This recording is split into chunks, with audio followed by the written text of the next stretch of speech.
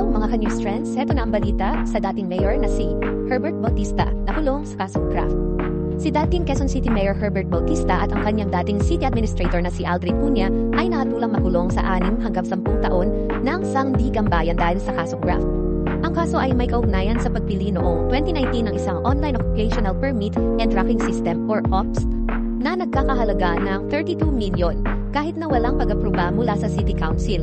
Ayon sa desisyon ng Sandiganbayan na nailabas noong January 20, 2025, ang OPS project ay kulang sa mahalagang functionality. Partikular na ang kawalan ng kakayahan na ma-access ito ng publiko sa pamamagitan ng internet, na siyang pangunahing layunin ng sistema. Sa kabila ng kakulaman nito, inaprubahan ni Bautista at Cunha ang agarang pagbabayad sa kontratistang Geodata Solution Inc. bago pa man makumpleto at magamit ng maayos ang proyekto.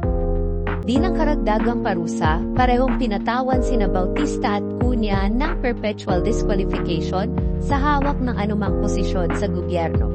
Manatiling nakatutok sa News Trends Today para sa mga trending na balita. Huwag kakalimutan mag-like, share, and subscribe.